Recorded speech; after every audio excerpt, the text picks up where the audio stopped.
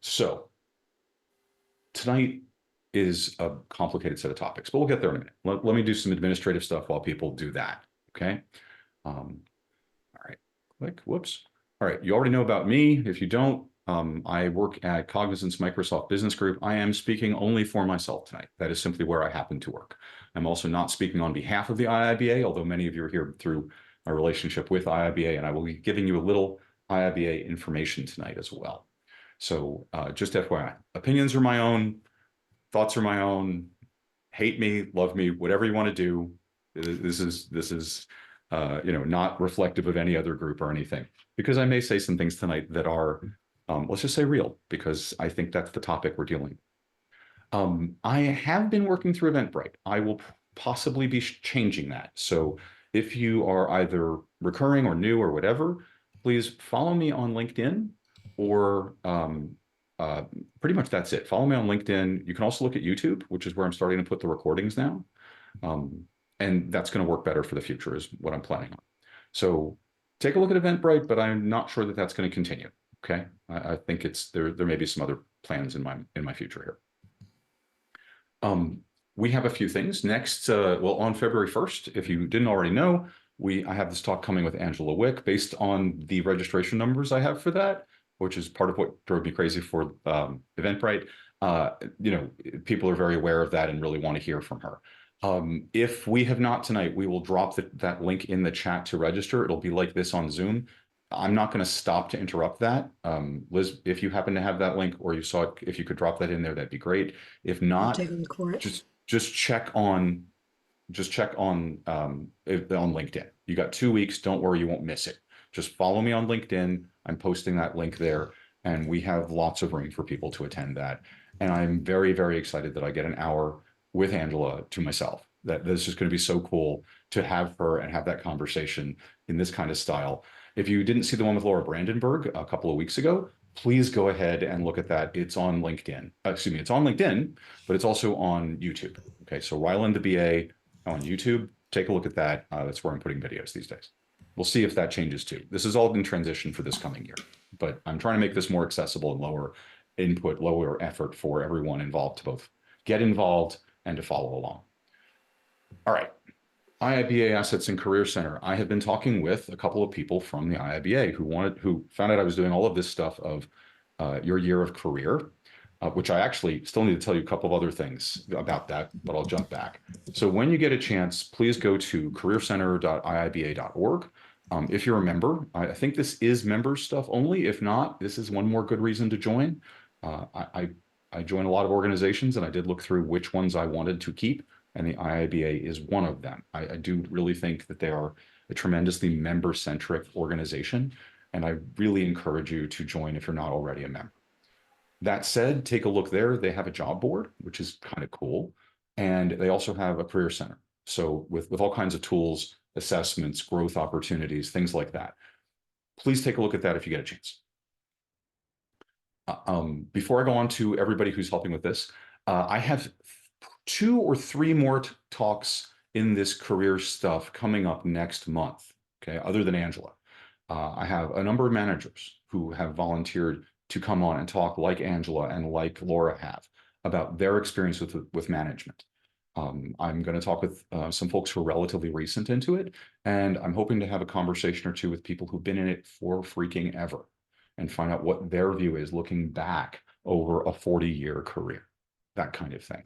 I can't wait to have those people on, and I'm really, really hoping that you'll join for those things. So please keep an eye out for that on LinkedIn. I'll be posting those as they become scheduled. Back to tonight, our partners in the IIBA. Bluegrass chapter. I don't know if anybody from Bluegrass is dialed in. If you want to raise your hand or just come off of mute and say hello, please feel free. I know there were some scheduled conflicts tonight, so many people, we may not have representatives from folks. Anyone from Bluegrass present that would like to say hi? Okay. If you don't know about them and you're in this area and you want to get connected, please go ahead to their website. This is the value proposition they have, and they are an extremely active chapter. And again, a lot of stuff is being done remote these days, right? For every chapter I'm mentioning. Birmingham, 15 years. Okay. And a great partner also, they had this stuff going on here to list our events tonight. So please take a look there. Anyone from Birmingham want to jump in for a second? Hi, Hey, yes, I am here from Birmingham chapter. My name is Ishwari Shrestha. hey, hey, Shwari. Hi, Go ahead. no, glad to be here. I'm looking forward to the session. Okay, great. Thanks a lot. I'm glad you're here. Thank you. Okay. St. Louis. Whoops, click. It always does that. I got to figure out why there's a delay. St. Louis, we have Liz. Liz, I don't know if there's anyone else present from the chapter or if you want to say anything about it. Just that I didn't give you my updated slide, and I apologize. It's okay. We've all been getting used to the fact that it's 2024. Yeah, I know. We're now in our 16th year, and we have a new board that not everybody up there is still on. But welcome, everyone. Glad to have you. And again, very helpful for everything you do here. Thank you again. Thank you. All right, Palmetto. I'm not sure if anyone from our Palmetto chapter is present and would like to say hi. If you do, please jump in. Okay, no worries there. And that brings us to tonight. So the topic we're going to talk about tonight can be nuanced and complicated. So I just want you to encourage you to keep a healthy grain of salt or a whole salt shaker nearby. Again, more than many times, I want to say opinions tonight are my own. Okay. This is my experience, what I'm thinking about. And I find, because I have talked about this a few different times more informally, like part of my BA masterclass, that this is a topic people come back to many times. And I want to tell you where this comes from. So our thing tonight is leadership, management leadership, and just doing your job. We're doing it in that context of growing careers. So I want to just see if I've got information about folks who, let me see how that survey is going so far. We have 29 responses. Awesome. Let me divert to that for a second. Let me see what we got going on. All right, we have, I'll bring this over to the screen. All right, I'm assuming that shows I tried to share the whole screen here. So we have 29 responses. Most people are employed in industry, a few at a consulting company. So 21, 5, and self-employed. Current role, so mostly BAs, not a shock, but I wanted to check. Okay. And current role, senior individual contributors, senior individual, team lead, manager, and a little bit of director and a little bit of not applicable. Okay, cool. And future role. This is where it was a little hard to see, but let's, I'll take a look here to see what I can figure out first. Planning to stay individual contributor, planning to be senior, team lead, manager, director, other kind of leader, and an independent. All right, and here's the thing I really wanted to see. Let's see if how this breaks out. This was how does that graph move around? So current role here, future role here. Let's see where people are looking at moving to or how they see themselves. Not sorted, which probably would have been a good idea, but let's do this. I'll sort them a little bit. Let's just go with it. Individual contributors who are looking to go towards leader, manager, not applicable. I actually want this row. Try that. There we go. Okay. Mostly just looking to move up. Managers who want to a little bit of, not a lot of moving up there, which is fine. That's kind of interesting. Okay. And senior individual contributors who want to go independent or become a team lead or stay in the senior space. Okay, cool. That tells me a lot. There's still some interest in moving up, but not a lot of folks are dying to move directly into leadership. That's not the aspiration people are having here. Good. I needed to know that. That helps me a lot. I think I'm more on target for you tonight is really what I can say about that. I have some things to say about moving into management and leadership, and I'll say them. But really what I'm about, because of where I am in this world, is helping you be great at what you do now and being more and more good at being an individual contributor, which still means you need to know about this stuff. Now, why does it matter? Kind of like I'm saying, if I can get this thing to work. Click. Okay, it's not working. We'll just do this. All right, this just matters. It's the truth. I know that sounds funny, but even if you just want to be just doing your job, you just want to be an individual contributor, you have to know about leadership and management. Sometimes it's simple stuff, and it's the stuff we think about straightforward as management in the individual space, right? It's the stuff I have here, right? Directing, guiding action, helping a junior person figure out where to get started. As a team lead, and by the way, I love reactions. If people use their hand, use their thumbs up icon, their hand icon, any of those things, it's very, very helpful since I can't see any faces. Nobody's got their camera on, so I can't judge any reactions. Using your hand, your icons is really, really super helpful. So if you're a team lead and you function as I really tend to think team leads are, you're helping a large group of BAs or some group, 3 or 4 BAs or junior team members figure out where they should go and what they should do, where get their feet under them and figure out what to go do. That's kind of what I would call the simple management stuff, taking a task, breaking it down. But it isn't always, but being a manager isn't easy, okay? I'm going to tell you about a time I got managed. This is definitely, we could talk later, and I think it'll be an interesting topic if we do, about whether this was management or leadership. But I'm going to tell you about a couple of the most critical. Oh, it says I have your cameras disabled. Let me fix that. I'm sorry for this digression here for a second. This is going to be one of those things where, oops, we should have done this differently. 2 things. Security. I need to enable people's cameras. You can start your wrong button. I am so sorry, folks. I hate that I have to stop for a minute here, but that is a thing. I don't know why. I said start video, so people should be able to. You can try that. Let me know if I said that right. Liz, apparently that worked. And Liz, I am trying to set. That's good. And Liz, I'm going to click the button to make you co-host so you can do any of the things. We meant to do that before and we forgot. Super. Oops, editing. Okay, there we go. Back to it. A time when I really had to, this was a huge moment for me. We can talk later about whether or not it was management, leadership, or something else. All right. But I want to tell you what happened. A manager of mine sat me down one day. Click. Okay. I have to return to this, obviously. There we go. Manager of mine sat me down one day. He said, I want you to know that this is a safe conversation. I need to give you some feedback. I want to help you get to where your goals are, where you said you want to be. This conversation, by the way, is like 15 years ago. So although it was difficult, it is in the past, and I'm okay with that. He said, you say you want to be on more senior projects, that you want more responsibility and you want the opportunity to advance. I can't do that with how you're perceived right now. You have a perception problem, and it's based on a real thing. And I want you to know, Ryland, as we start in this conversation, you have a job today. You will have a job. This is on a Friday. You have a job on Monday. There's no problem here. I know how good you are. I'm happy to have you. You're safe. This is a question of what you want and whether you are interested in the kind of change you need to make. And I said, okay.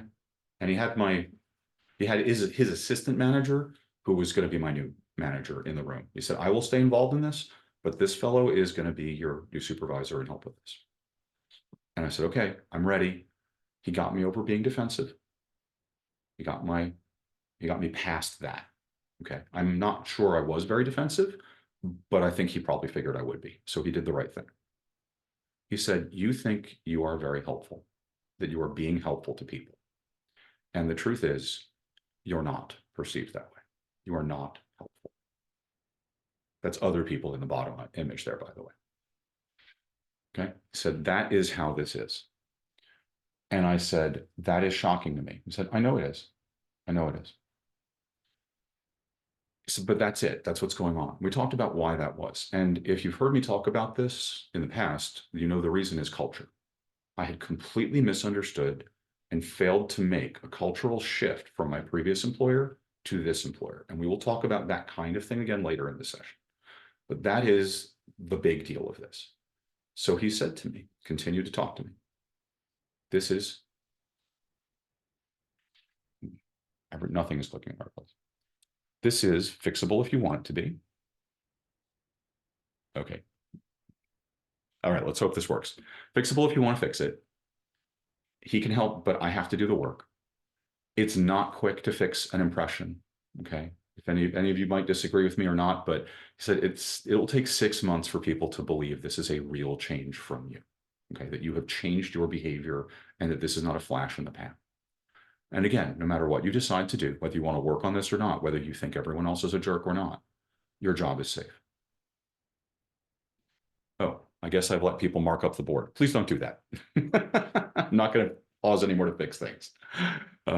So what do you want to do was the next question. And I said, I want to do this. I appreciate the change. There's no question. I can't get to where I want to go. I have to change my perception in the company. I have to be better at what I'm doing. And the truth was, and if you all know me, and you've probably been here a few, I see there's 40 people in the room, and I appreciate that a lot. That's a lot of trust to come to me with tonight, by the way, 40 people here. I said, I want to actually be as helpful as I think I am. I don't want to have this between me and being the person I want to be. So yes, I will be here Monday, and I will be ready to work on this. And what happened in the meantime? I went home. I talked to my husband. We said, hey, I told him what happened. I said, all right, so here's what we're going to do. Let me do a thing here. If we can clear the, I don't know. I'm gonna stop interrupting myself here. We said we're gonna go ahead and I'm gonna put myself on the couch, I'm gonna have a mug of tea. We're gonna apply a dog. I'm gonna get 40 millicanines for at least 8 hours today, that kind of thing. I then also made sure that I had an extensive amount of ice cream. And on top of that, I had another extensive amount of ice cream, maybe. And then Monday, I went back to work, planning to make these changes. That was the right thing to do. That is what I needed to do, right? Because I wanted to get to where I wanted to go. I am really, really grateful for the management that I had that day. Okay. Trying to clear this thing. I'm not going to worry about it. It's going to screw up the whole time. Sometimes you get led in simple ways. That I feel was management. Leadership is a little different. Has anybody ever had this? You are venting to everyone you know. You have had a terrible, horrible, no good, very bad day. Or it's just, there's just some problem. And it's a legitimate problem. Maybe you've been wronged. Maybe you have a frustration problem with the clients. Maybe you have, a bad day with your boss, maybe a coworker, any of these things. Okay. And yes, those buttons are still helpful for reaction buttons. They will really help me. I appreciate it. You've been running around doing this and you've been venting. You've been getting agreement. You've been getting no real motion. You've been getting venting friendly kind of stuff. Okay. And then this happens. You're talking with somebody and they say, yeah, oh, that's true. And I get it. And you don't want this and you don't want that. And you're angry at this person and that person. In this case, when this kind of thing happened to me one time, here was the leadership thing that happened. They did a moment of support and said, no, I get it. You're right. All of those things are true. But you're telling me all the things you don't want. What is it you do want? How are you going to, you're pushing away, and I get it. You don't want this. You don't want that. What are you going to pull towards you? What action can you take to create the thing you do want? Because there's a universe of things you don't want. Let's talk about the thing you do want and figure out how to get it for you. I could not have felt more led in that moment, in the sense of empowered, enabled, shown a new direction. That was a big deal to me. That was like subtle one-on-one. And certainly we all think about leadership in another way, right? Sometimes leading is more everyone all at once, right? We just have this whole thing, like an agile transformation for a lot of us who work in the agility space, or any of you who are dealing with one, everywhere all at once. If you're doing any of those behaviors on the left side, that's a form of leadership. And we'll talk about that a little bit too, okay? But this is where we go, okay? Sometimes leadership is just everywhere all at once. So we're talking about career advancement though, right? This is the kind of thing we want to do.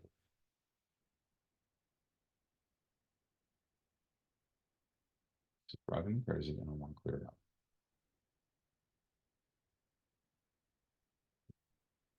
All right, let's just talk about career advancement. It's big topics. I'm not sure about how everybody's going to vary with this, but it is the truth that you're going to vary with it. So I can't give you any warranties, express or implied, about this, because everyone's life is different. And how to get to where you want to go is different than how I get to where I want to go. So I just want you to think about those kinds of things. So I'm going to go through that a little. Some of this you'll have heard me talk about a little, so I'm going to be brief on it. What sets an expert apart? Because to be advanced in any of the fields we've been talking about, to improve, to get to that next level that we talked about on the survey, you have to figure out how to be an expert. Because if you don't have something you're bringing to the room that's competency, you're not going to be invited into that room. The professional skills are a huge thing, and we talk about them all the time in so many places.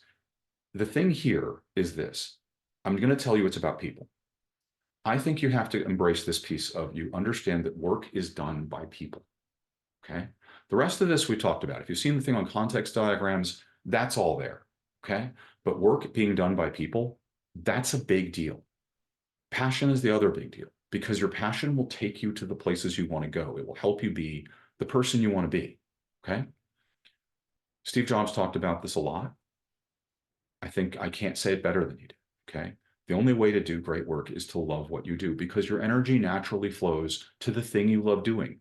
Have you ever been at a job you loved going into and suddenly it's 5 o'clock? And you just loved it being there. And you're like, where did the day go? It's not that the day disappeared in a bad way. It disappeared in a fantastic way.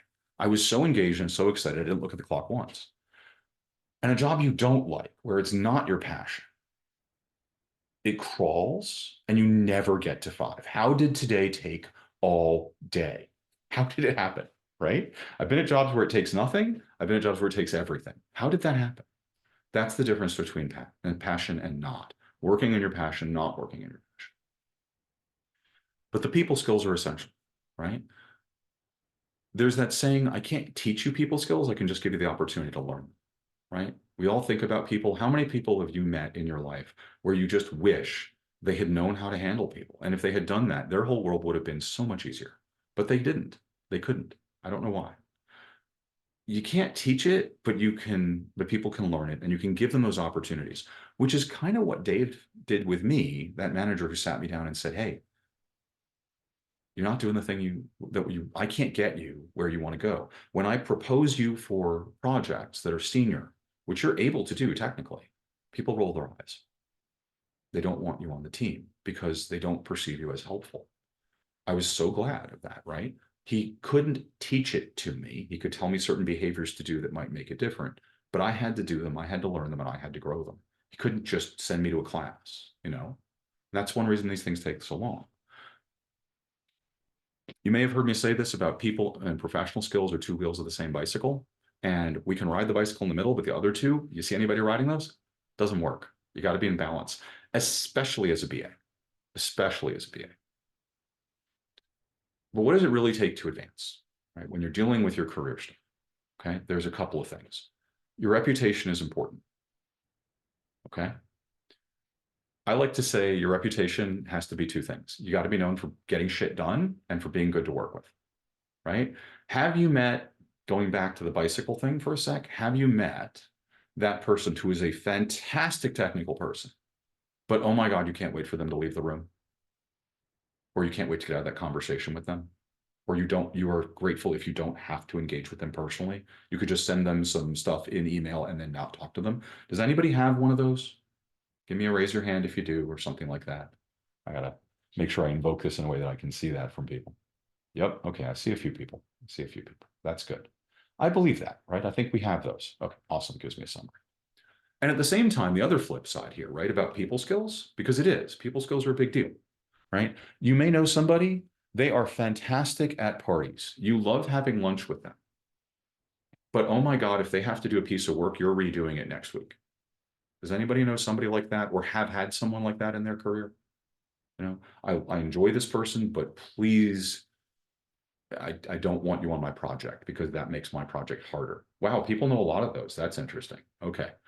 That's the thing, right? Great at parties, but please don't be on them, right? Those are the bicycles. So both of those things, right? Known for getting shit done and for being good to work with. Some of those things are here on the side, right? Reliability. How many of you trust people who don't tell you when something's going wrong and suddenly the date is here on which it was needed? I can't trust those people. That's a problem, right? We've talked about a few of those things. Plan your work your plan, context diagrams help for that. It's not like we're not going to adapt to change, but being able to communicate what you're going to go do and doing it and being reliable about doing it is a big thing. Focus on results, right? Nobody gets an A for effort. We all understand there's learning. We all deal with stretch jobs. We all deal with things that are harder than perhaps we're ready for. That's fine. You may get an A for effort there, but in your primary job, you don't get an A for effort. You get counseled, right? If things go wrong again and again and again. All right. So you see those things, the last one on the bottom kind of comes back to leadership and management again. You can get a lot done if you don't care who gets the credit, right? Everybody knows who really helped who. If you insist on getting the credit for something, people also know that. Make everyone around you successful. Everyone knows, everyone appreciates that, right? You know who goes into a room and who you can count on and who's going to say, yeah, Debbie did all the work on this. Yeah, I told her what to do. I gave her some advice, but Debbie did the work, right? We know that person versus, well, Debbie wouldn't have gotten there if I hadn't helped. Those are two very different ways of managing and leading, right? Which one do you want to be? And then there's one more thing to say about this. You got to make it look easy. You have to practice all of your skills and make all of this stuff seem like you just do it.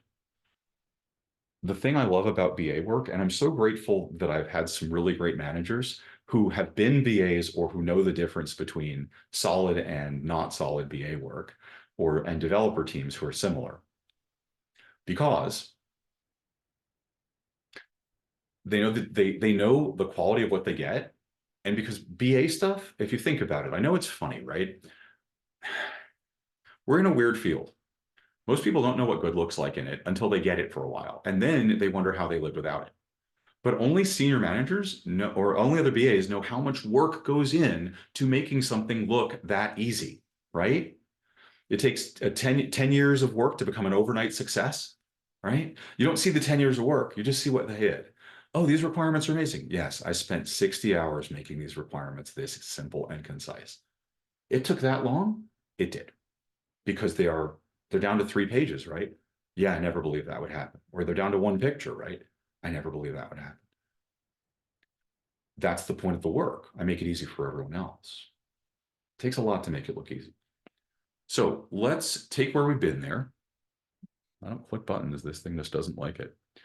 Let's define a couple of terms. We kind of looked at it a little, but individual contributor, basic employee stuff. I think everyone knows this stuff. I wasn't sure about that, but I had the feeling when I saw the survey that y'all know this stuff, right? Management, we talked about that a little. And then leadership is the actions and work related to leading people and showing them the way, right? And showing them the way, inspiring and coaching and making them successful. Good, the bad, and the ugly of management. And actually the awesome, the mediocre, and the toxic. I don't want to blow past that because I think it's a thing. I can name a picture behind a person behind every one of these pictures that is a manager I've had. I'm wondering if you can. And I'm going to tell you that one of those is because I had a manager who I think was probably an alcoholic and sent me text messages at night about how much they didn't trust me. That's why I think that. Because when I asked them about it the next morning, I said, what was this? They said, forget it. I'm like, a little hard to, but okay. Because I didn't have that strength of personality at the time. I just at least said, I know you sent this. You need to not do that again. If you have a problem with me, you can tell me what it is. But I've had benign neglect management. I've had the management I talked about where somebody sat me down and helped me get better, right? I think we know what it looks like and so on. And leadership. Is leadership a little like pornography in the sense of I can't tell you what it is, but I know it when I see it. And I can also tell you what it isn't, right? So leadership, why do I feel like that disappeared? One thing I'm going to tell you about leadership, because this really matters to everybody in this room, I think. Leadership is not a level. That is one of the most important phrases I ever learned. I didn't love it when I heard it. I have come to love it more than many, many phrases I have heard. Leadership is not a level. I don't care who you are, you can show leadership. Okay. And it is necessary that you do so. That's why this comes back to the individual contributor thing. Okay. Let's talk about that a second. Here's why. If I call these things leadership, would you agree with me?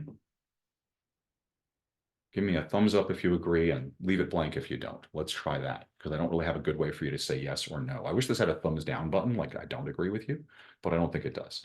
So I'm looking at 42 people and I'm looking for reactions at the moment. Would you agree with this as a decent walking around? Yeah, that may not be all of leadership, but that is at least leadership. That's not against leadership.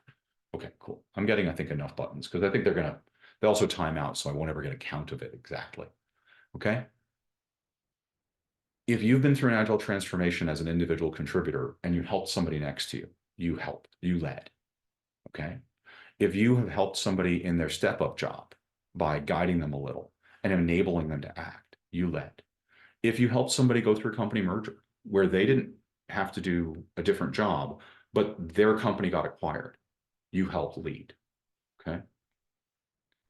There are a lot of ways to look at leadership, and there are tons of books on it. So I am hesitant to try to speak outside my expertise. These are all things in which you can lead. There's a change model, general adaptation syndrome. I like this thing on the side here, and I'm going to talk to it for just a second. And we're getting very close to the end here. So I did see somebody's hand go up, and we're going to get to questions soon. So if you've been holding questions, or I'm prompting you some, or even, hey, Ryland, you just did not hit this tonight, and I'm confused by that, please go ahead and put anything you want in the chat. It's all good, because I'm wanting to make sure this is holding together. I'm having a feeling of it just because little tiny things have distracted me. That thing on the right, leadershipchallenge.com. The books are a little bit weird to read. I'm not telling you don't, but I am telling you manage your expectations. But I love them because they have a really clear model of what leadership looks like. It's very portable, and it's very clear. Model the way. Behave the way you wish everyone would in the context of this thing you're going to lead. Okay? Inspire a vision. Communicate what you think the future would look like if we all change this thing, if we all behave together this way. Here's how it would look. And even if it isn't the whole company for you, even if you're one little corner of the world, maybe you're talking to the 3 people on your team, we should get ahead of this change. It will be better for us. And I think it'll actually help us and everyone around us if we get ahead of this. Here's why I think that. What would it look like if? You're inspiring a vision, challenging the process. This is a little bit like the Kim Robinson stuff, if I'm not mistaken. I've got to remember her name right, with radical candor. Okay. Challenging the process, speaking truth constructively, and challenging and caring. Challenge directly, care sincerely. Okay. Those are also really important things. Enabling others to act. When I go back to Dave, he enabled me to act, right? He encouraged my heart. He told me what to do. He told me the difference in things. And he also did it in a management context of here's what you get if you do this, right? Here's how I can help you achieve your goals as your manager. So it was management and leading at the same time. Enabling others to act can be empowering them, telling them you have the ability to start doing these things, or what's the worst that could happen if you don't, right? What's the worst that could happen if you take those risks? And encouraging the heart. We will get through this. Yes, this has changed. We will get through this. I feel like encouraging the heart comes up in a lot of places. Layoffs are a big one, right? Layoffs come up with, you need a lot of encouragement there. But it can be a lot of different places. Fear, change, uncertainty. If you're doing any of those behaviors, you're exhibiting a leadership behavior, and don't forget it. People often say to me, I just don't have an opportunity to show leadership.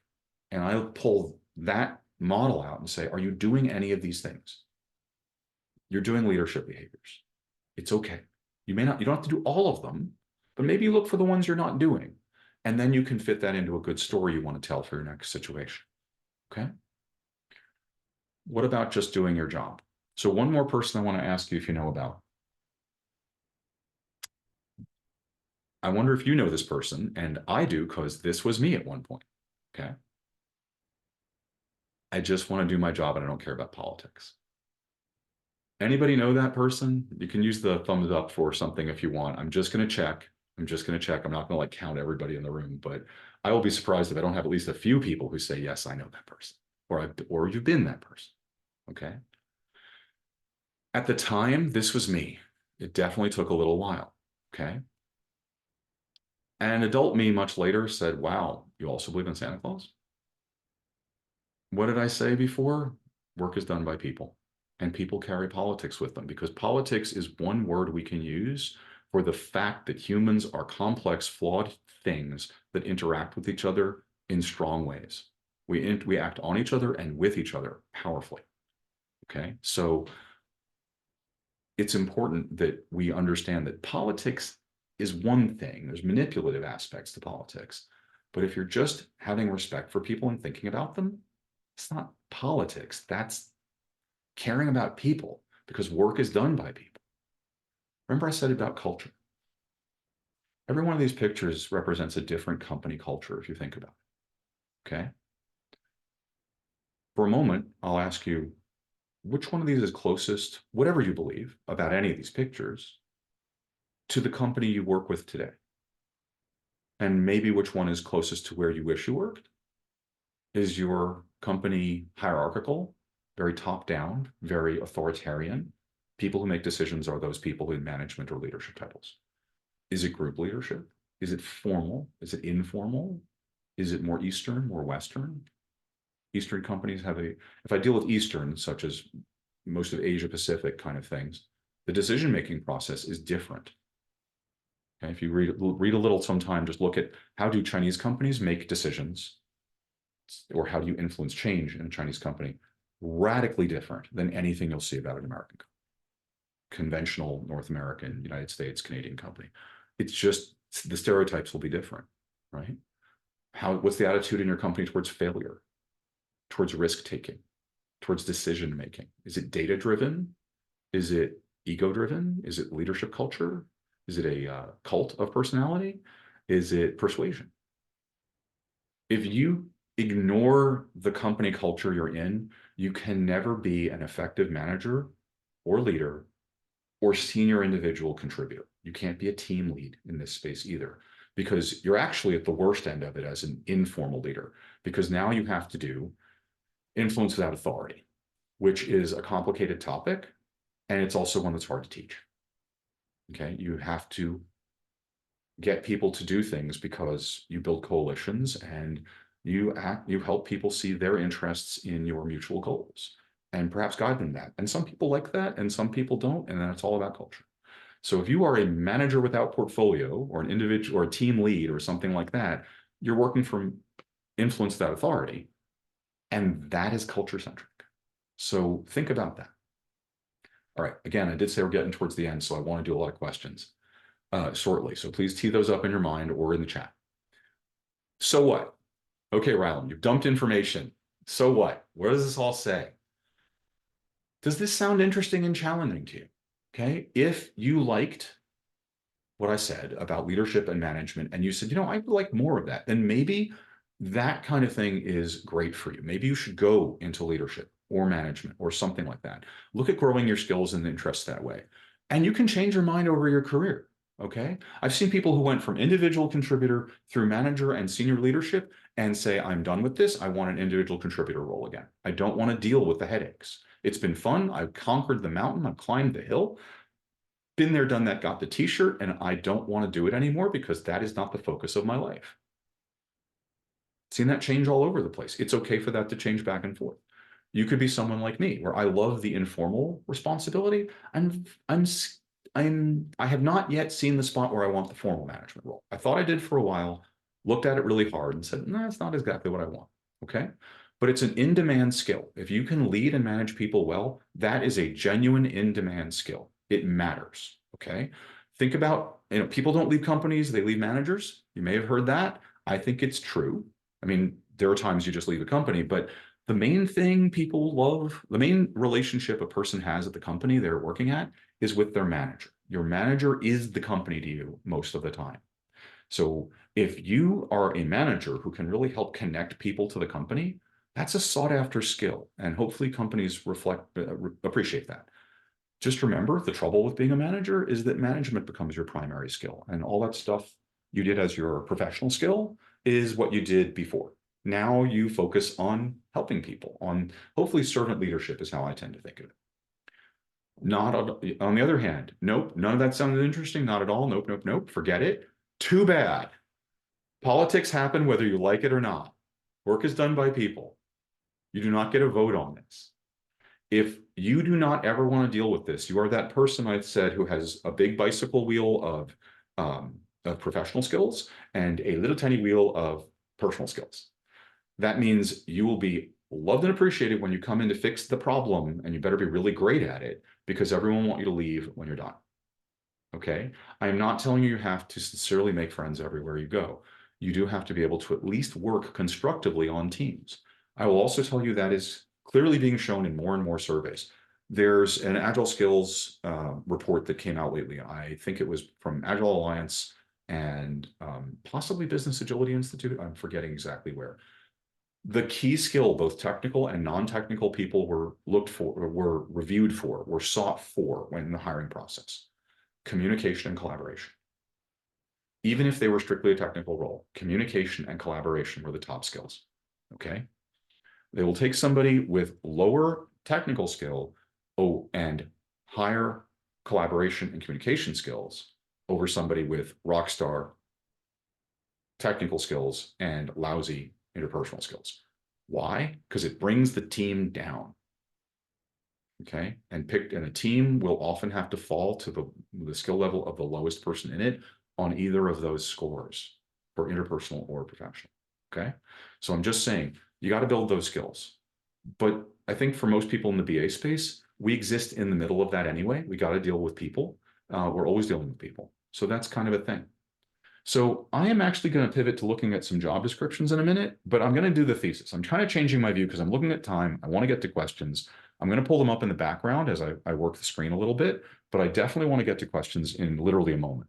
I'm going to tell you the thesis statement from these as I went through them, because I have them over here on the side screen, but I want to get to questions. The key thing I can tell you about them is you go through it and you see leadership and management skills all over both of them, even for BA, senior BA, lead BA, consulting BA, any job in the BA space that of medium level or higher starts to talk about communication, collaboration, influence, management, and leadership behaviors, which is why I say tough. You got to have them, especially as a BA. And most people in the room are BAs, so I'm going to go with that.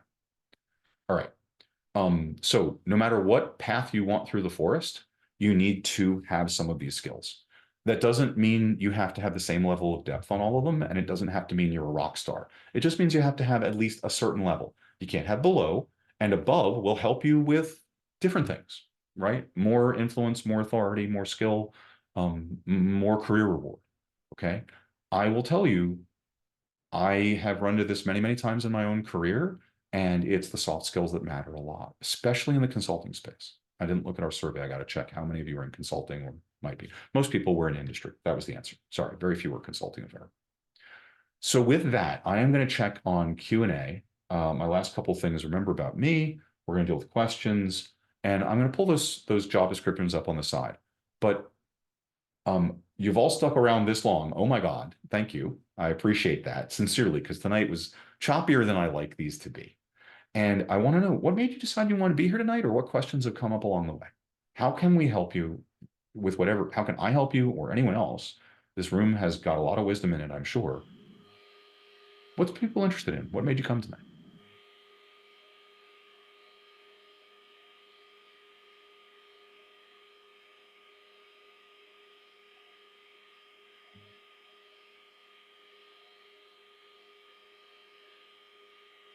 I'm going to go ahead and look through that. Hi, Ryland. It's Faye. Hey, Faye, jump in. Yeah, I think I will. I came tonight to remind myself what things BAs like to understand and to know when they don't know it. If that means if that makes sense to you.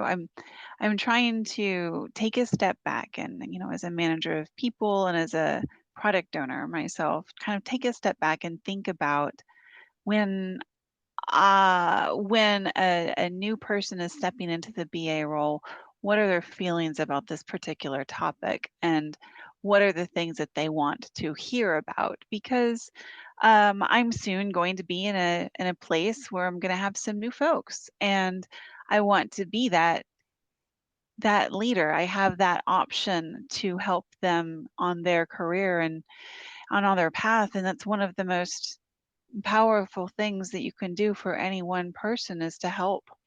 So I was just here to get a refresher and to hear again, and not from things that I understand, but from the collective, really, what you're looking for, what it feels like, what things you need to keep in mind. So if I'm hearing you right, it's moving into a new role. How do you continue to help people in that new role in their in the BA space. Like you're going to be new in the space, but you're having other people who are new as BAs, period. Did I get that right? Yeah, there's going to be some new folks that I'm not going to be directly managing, and yet I will be in a sphere of influence for them. But it's been a while for me for having to talk with folks who are just brand new on this, and I really just wanted to hear how someone who is open to growing would want to hear stuff and understand things and those tripping points that they might have, where I can help catch someone and say, "Oh, don't trip here. Here's a good idea." Well, You let know, me throw a couple of things at you, and then I'm going to invite folks to maybe add anything on. And I'm also going to take a minute to look at a couple of people. Somebody threw me a question directly, but I'm not going to try to do both at once because I can't. So the thing I was thinking for what you're saying is there's a few things. One, understand the culture of where you're going to be. I think it's real important for anyone, especially in consulting spaces, and influence that authority for a little while, probe the space and see what the culture looks like. Are people open to opinions? Do they welcome input? Do they need to ask for it first? Is it considered insulting to suggest things? Like, do people get offended because they're so defensive about stuff? Like, well, you're suggesting I don't know what I'm doing. Or is it, wow, that's a great idea. I haven't thought about that from this perspective before. Check the culture. You know what I mean? And, inspect that, see what it is. And you can ask directly a few people in a new space and say, I'm just curious, what's your experience with this? The other thing is, and depending on how much change you are supposed to make, like, is it a formal responsibility or an informal? I'd suggest, and that's why I brought this slide up. On the left, you have this ADKAR thing, which is basically a model for identifying, persuading, and acknowledging the phases of creating change. And the stuff there is directly shown, so I won't read the spaces to you.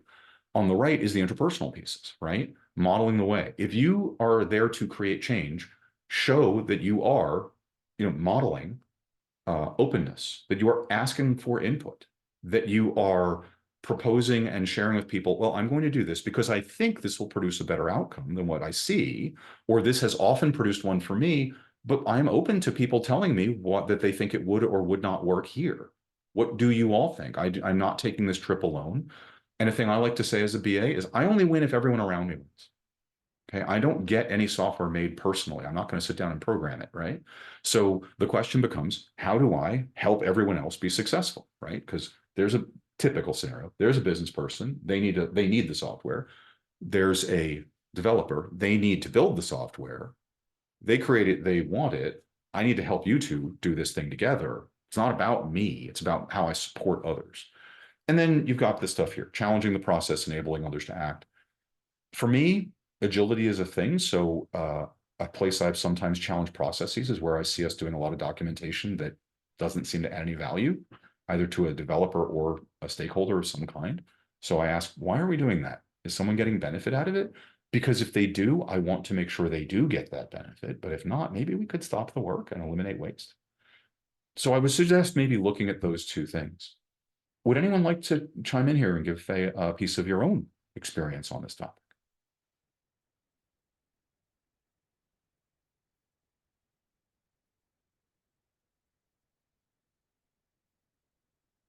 Aw,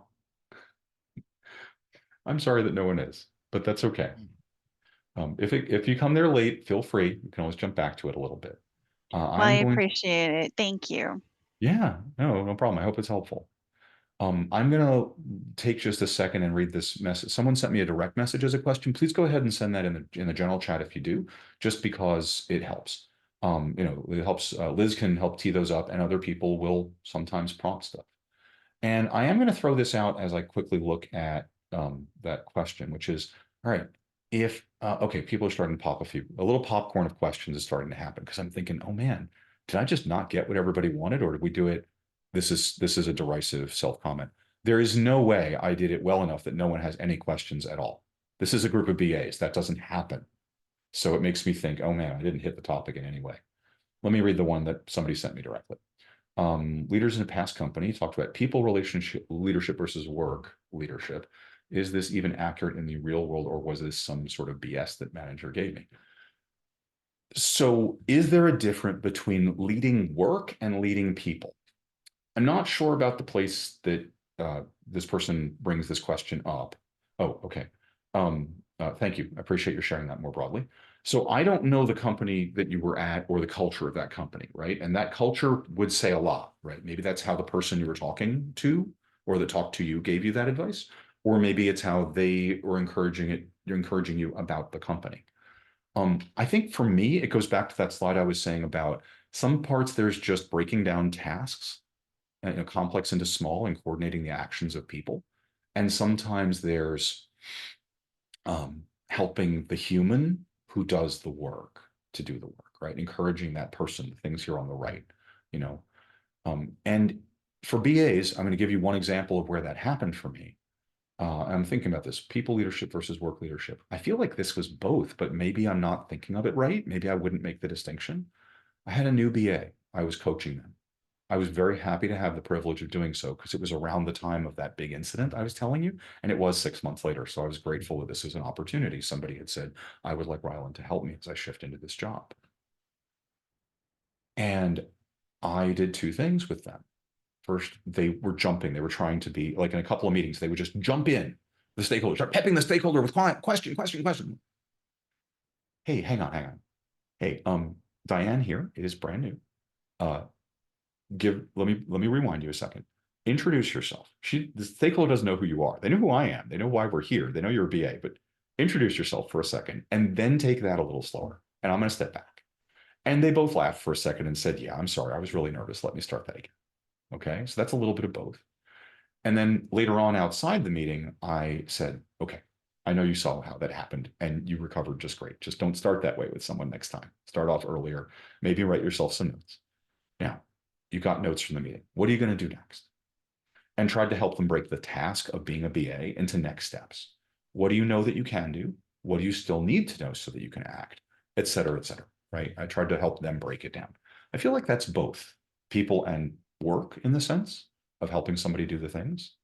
So Siddhant, I hope that helps. If it didn't hit the note, put another comment in there and we'll touch on it.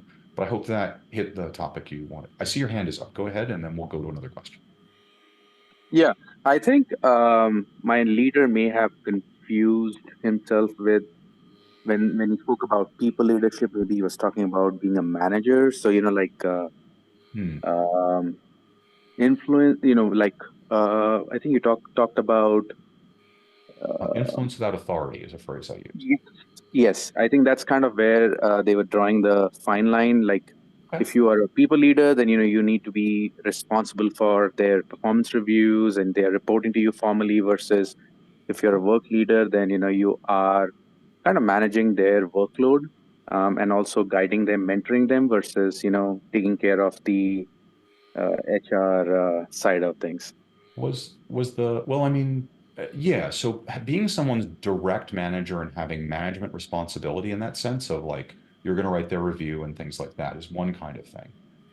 Um, but I mean, that's just one type of leadership. It's really management. Strictly, that's management, right? Those are the actions of a manager. I write your review, things like that. Um, and maybe I bring you your assignments. I feel like the stuff there, I just don't get the distinction between that. That's how I see it. That's my 2 cents on it, as it were. Because I think the thing I'm saying is I have a lot of management and leadership responsibilities, and I have zero direct reports. Even when I've been close to it, I've had indirect reports. I would write major content about BA's performance or their performance review, and I would hand that to their line manager, and it would be incorporated into their review because I'm qualified to judge their BA work and how it should be improved or where it's stellar or things like that. So I would tell them those things. I spent as much time as if I was writing the entire review myself. I received compliments for how I handled that. So, and I didn't try to make that the entire review, but I certainly acted like my work was a key piece of it. So I think you do both. That's it. I'm not getting a distinction otherwise. I Got hope it. that helps. Yep, it does. It does. Okay. Thank you. All right. Liz, we have had some great comments coming up and questions. Is there one that left out that we should tackle next? Enrico was asking about influence without authority. I think we actually were just talking about that. Actually, yeah. let me tackle that because I think Sure. there's a thing I meant to say there for Siddhant's comment that makes me think of it here. So, has anybody ever had a boss? You can use the raise your hand icon, things like that, where at some point in a conversation with them, often, like more than once, they would say, God damn it, I'm a manager and I said so, just get it, just do it. And they would do this more than once in your work with them. Like it happened enough that it was notable. Okay, a couple of people. I'm getting, okay, like let's say five. I'm assuming the hand raised on this is that. So yeah, 5, 6, and some unhappy faces. Right. That's authority that's authority without influence, right? If you have to fall back on your authority frequently, you are not leading. You are directing action. You are demanding. You are insisting. Okay. So even people in formal management roles don't use that very often because it pretty much brands them as not being good at their job. That's my opinion. Because someone in that position should be able to be persuasive about why what they're asking for is the right thing and or the best course of action. I think a great leader I once worked with said, I think one of the leaders I worked with was said, look, we're often going to do what I come up with because I have the most experience on this topic and I'm an expert on it. That's one reason I have the job. But we're not going to do it every time because I'm not an expert on everything and I don't have the best idea all the time. And he lived that value. He would frequently, if somebody challenged appropriately and said, wait a minute, I don't know if that's the thing we should do. Why? This reason. Oh, I didn't even know that was the thing, that was the prevailing condition of this topic. Yeah, what I'm proposing is a terrible idea. It's the wrong thing completely. Anybody have a better idea? Because what I was saying has been totally wrong. Thanks, Dave. Glad you said that to me. We would have gone the wrong direction. And then we had a conversation, right? He could have, as a CIO, said, I want it anyway. I heard you, don't care, want it anyway. And maybe there's an appropriate time for that. But this wasn't it, right? So that's, if you think about influence that authority, we have to do that. And we're not the CIO. Wait a minute, wait a minute, wait a minute. I get what you want to go do, but have you realized this other requirement over here? Or have you forgot about such and such a stakeholder? We have to do that in solutions all the time as BAs and say, hey, are you sure we're doing the right thing? And we have to do it from a position of no authority, right? Just being a team member, a peer. I hope that makes sense. That's the idea of influence that authority. How do I persuade, influence the people around me and the environment for their own benefit, for the benefit of the project, the people, the company, whatever it may be, not in a self-interested way, but to be successful. So I think that was it. That's how I think about influence that authority and is dangerous. Authority's role. I'm just looking at the question that Enrico had asked and to see if I've really covered it. Could you clarify authority as a role or expertise or both? You can be an authority on things. I'm an authority on agility. I'm an authority on business analysis. I am not the authority on either one. I am not the only authority on either one. The world does not stop when I put a period at an end of a sentence about those topics, nor pretty much anyone else's sentences about those topics, right? However, I am still an authority on those things, and I have to treat my words with that kind of care, right? If I say, no, you just shouldn't do such and such a program, or that's a terrible practice, someone's probably going to give my words weight. I need to be careful about it. That's one kind of authority. The other kind is what I was referring to as positional authority, right? Titular authority. I am the manager, the director. That is formal authority. I have expertise authority, that kind of thing. So I hope that helps, Enrico. That's why I'm saying you have to be careful with it. Just because if you have neither of these things, then and you're doing influence that authority with your work group, that's more about them trusting you and building that over time, right? They're familiar with you. They know that you are reliable, that you're trustworthy, that you have everyone else's interest at heart, that you're serving the group and not just yourself. And that's one place where that influence can be built, but it doesn't come together in a moment. Okay.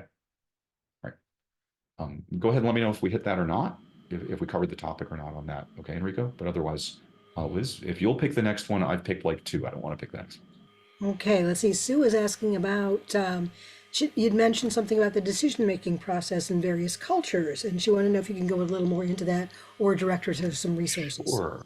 No, that's a good question, and thank you. I found this fascinating. I think the website was Culture Navigator. I'm not sure of that. Someone might Google that and check on it for me. I believe that was it. And they had both an app and a website that I believe was behind a paywall, but you could do some free stuff too. And it had done some ethnographic research and sociological research to talk about if you're in culture X and you are working with, or your client, you're doing something with people in culture Y, what do you have in common and what's different? Okay. And decision-making process, sources of authority, level of familiarity, all those kinds of things were the dimensions. They did break it down to like, I think it was maybe 5 or 8 fairly straightforward things. There we go. Liz found the link. Thank you, Liz.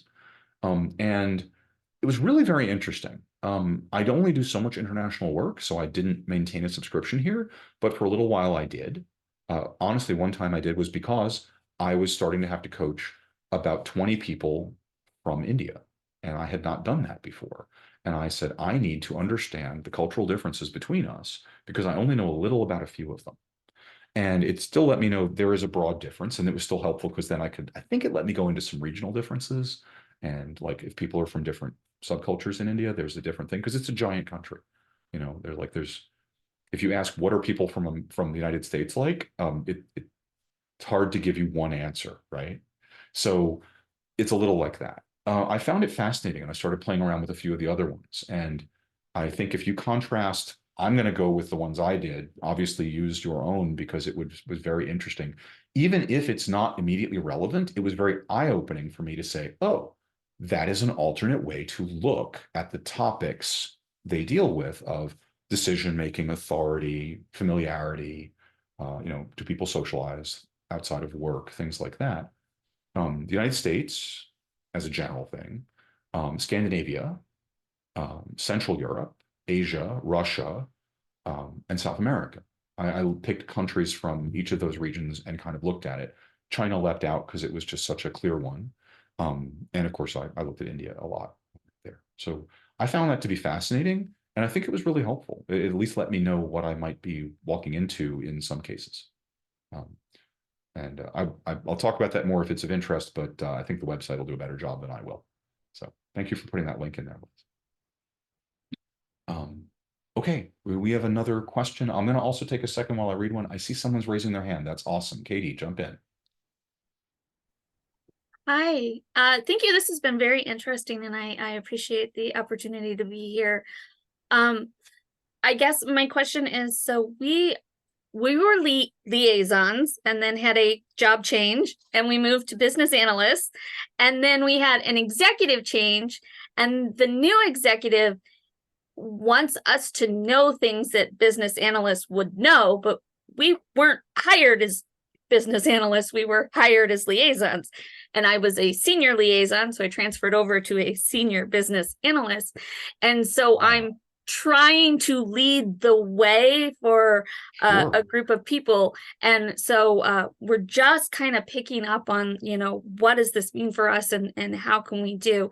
And we've been encouraged to read the book, the Babook, and everything. But are there other things that you might encourage for those of us that are, I'm in a leadership as a leader, not as a people leader. We've had that conversation already today. But is there anything that I should be looking at, or any encouragement that you might have? Oh, yeah. A lot comes to mind. And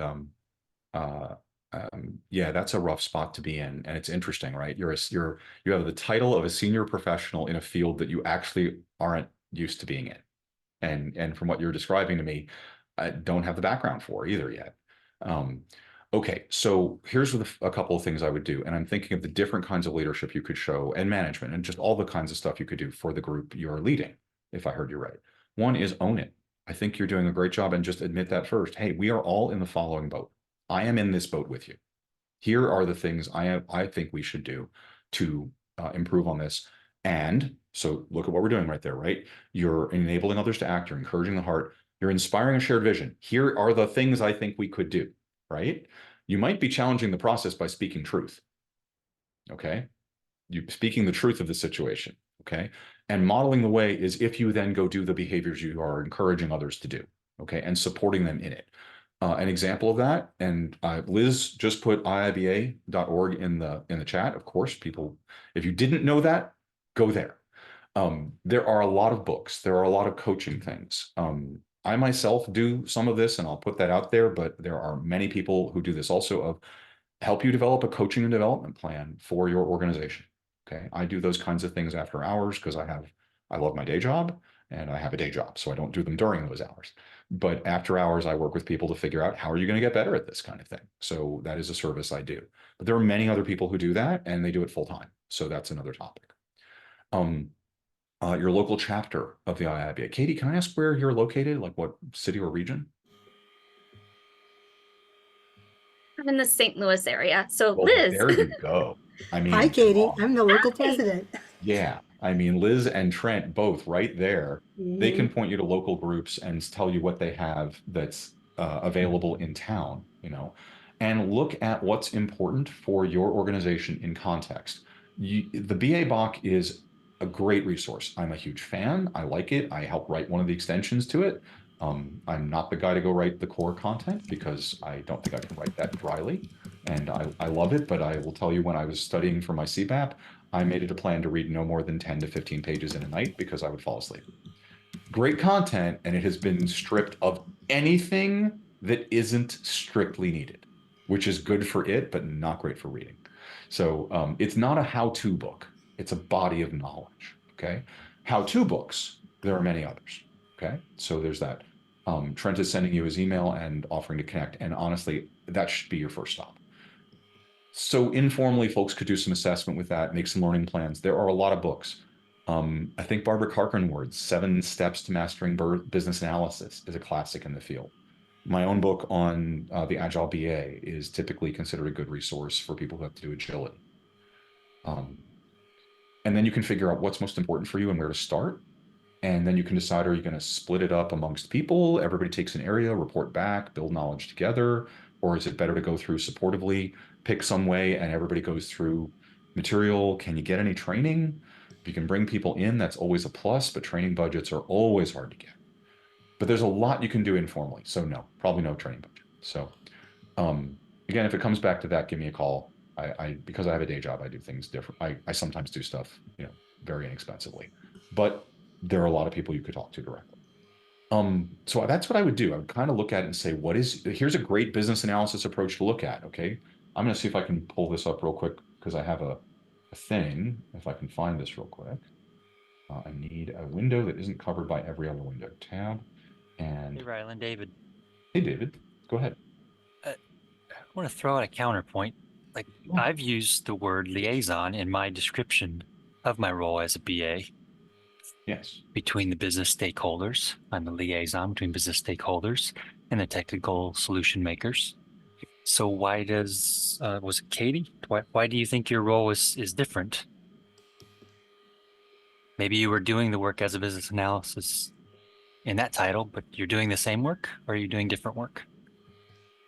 We're doing deeper work. I think we're doing definitely we're leaning more heavily on the analysis portion. We're definitely everybody's very much where's your data, where's your numbers, where's your stuff. And for the first couple of years of the job, that was not my purview.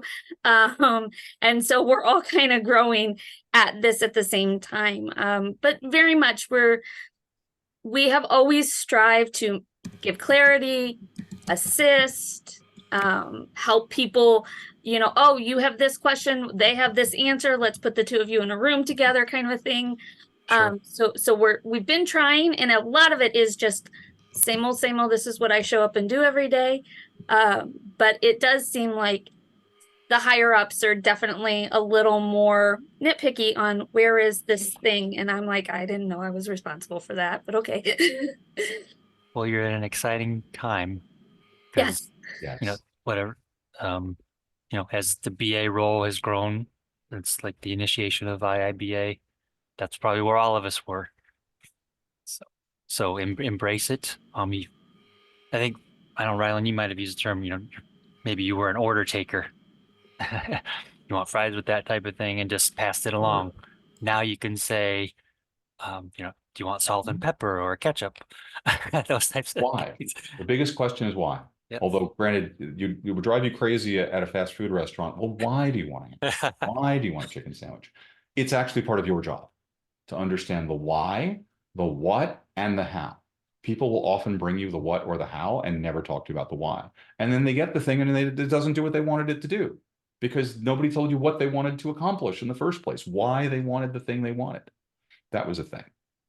But David, you get put in the word. I don't want to stop you there. I think you're making a lot of sense. You asked a good question that I didn't ask, which is, why is this role different from my other? And it turns out it is, but still a good question. So it's an opportunity for growth for you. So that's exciting. Katie, I'd say one thing you can do is BA the heck out of your own situation there. This is the business analysis core concept model. And you can ask, these are the 6 concepts you deal with a lot in the BA space, okay? And if you haven't gotten used to that, it's a thing I pull up all the time. You know what the change is. You're changing to become a formal business analyst with real business analyst skills. What need is that filling in the company, right? And what needs do your stakeholders have, the members of your BA community now that you have one, right? What are the solutions you will propose to meet those needs? What is the context you're all working in? What is the value that will be created by doing so? Okay, this is BAing the BA process in the first place, of the BAing the BA job. Why are we even making this shift? Because we have the following gaps in the organization and the outcomes the organization creates. And we think this change will make it. Great. Then you can kind of go from there and focus on very outcome-driven things and justify your actions, saying, the reason y'all want business analysis is because we're not doing a good job of talking about what we want to create. And I'm obviously riffing here because of yours or whatever yours are. So to improve that, here is what we will be doing as business analysts in rooms with you, since none of you know what we should be doing. So, and then go from there. So you're helping educate and everything else. Okay. So I'll stop on that one. And I see a lot of people jumping in to help. So I'm going to probably pause that concept here. We'll probably end in about 10 minutes. So I'm just going to check if we have any other questions that we haven't addressed. And I'll go from there. So again, raise your hand if you've got something pressing. I'm going to scan the I'm going to scan here and also see if Liz, if you have anything you identified as we should definitely here to see if I missed anything. So read to lead, how important is expanding perspectives to be an effective leader? I think a lot. Let's talk about that one. I'm going to take Enrico's question if there isn't something earlier that we think we should touch on.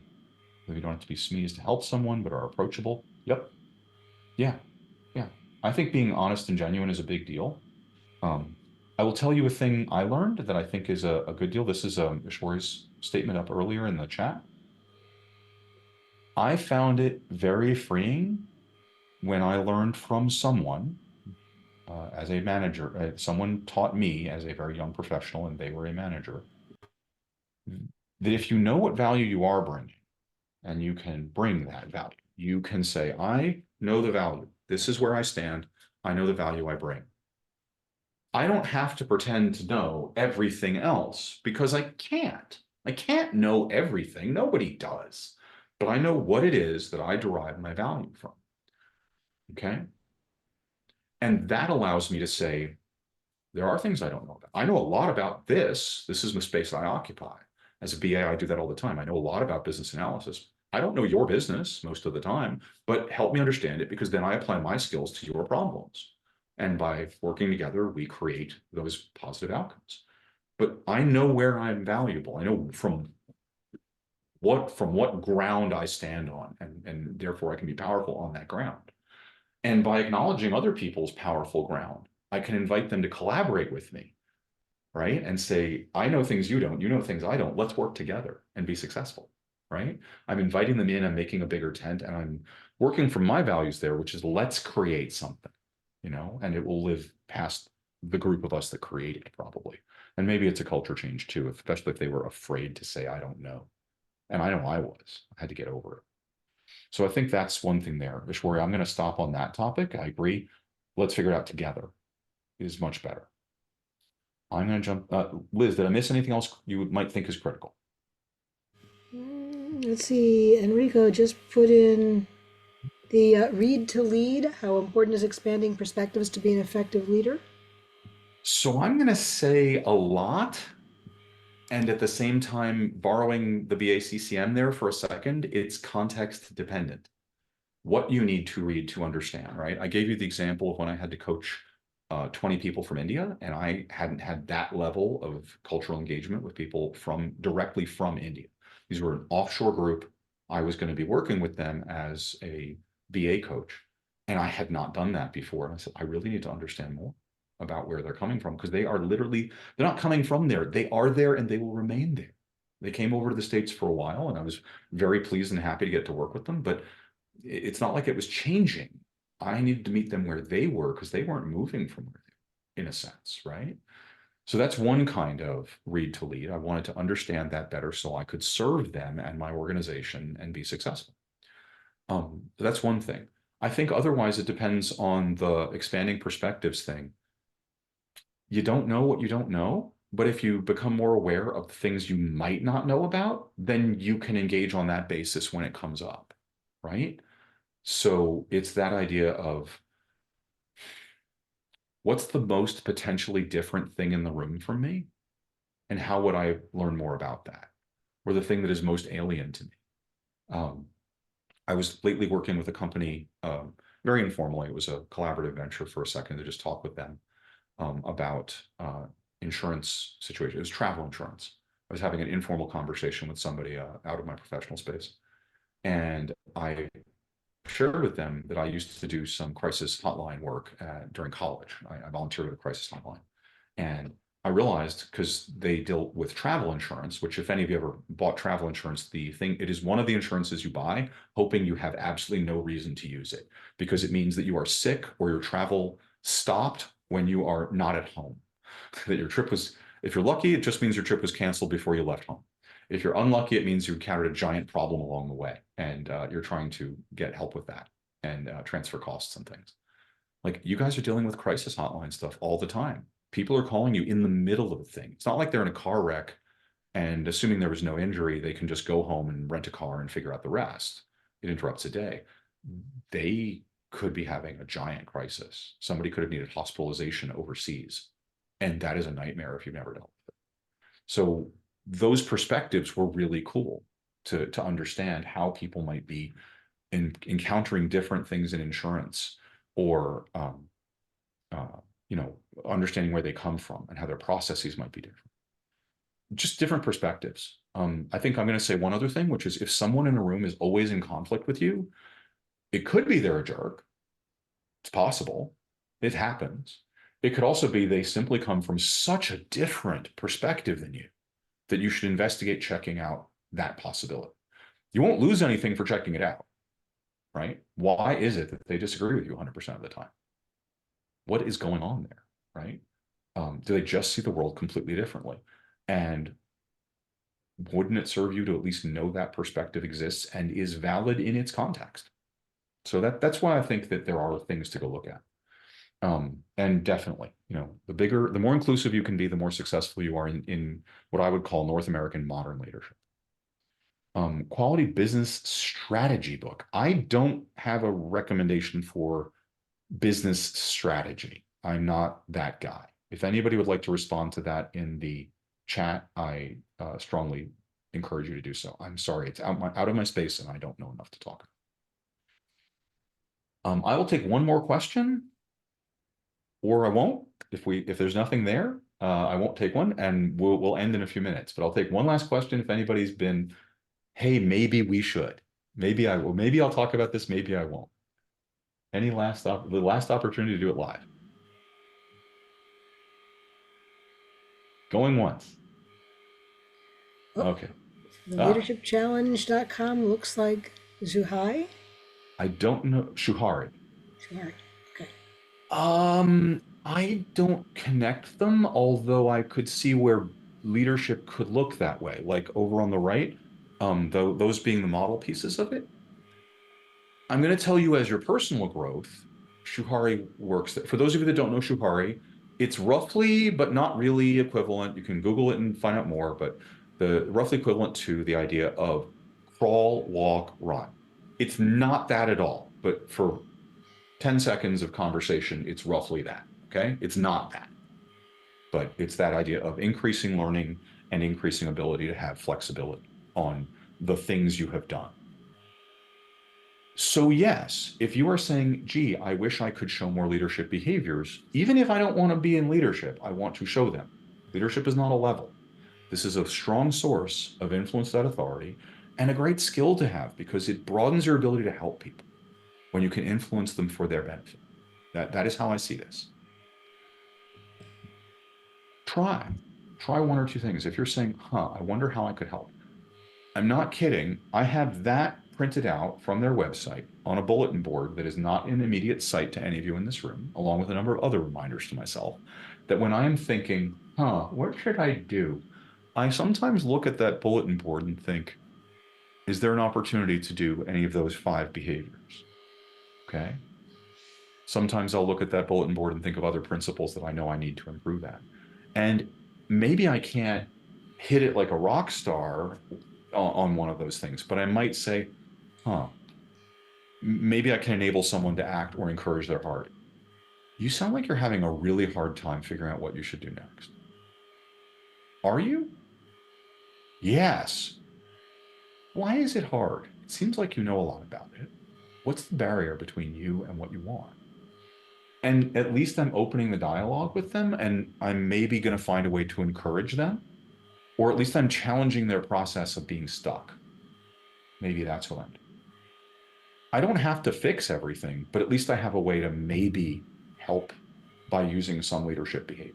It prompts my thinking as opposed to just, I got to do something now and I don't know what to do. So that's how I would say, yeah, that could be kind of Shupari in the sense of like, just start where you can see to start. And if you couldn't find anything, maybe figure it out in the rearview mirror, like, this is what I could have done. And then you'll have more to be able to think through with next time. Okay, I think those might be ways to look at it. I do see we're starting to lose people, and it is our 90-minute time, which is the most I want to keep anybody on a weeknight. Okay. Thanks everybody for being here. I thank so many of you for your comments, questions, reactions. I see folks are starting to sign off. I will have a recording up for this within a few days, I expect, and I really appreciate it. If you want to drop me a note with any comments, feedback, or otherwise about tonight, this is the first time I've done this talk, and I have my own thoughts on it. And I'm happy to have those comments from you if you want to send them through LinkedIn or otherwise. And again, please look at the events we're going to be doing over the next few weeks. They'll be more circulated through IIBA, and the registration stuff will be a little bit more figured out by then, since that is all on me. So thank you all for being here tonight, and have a great evening.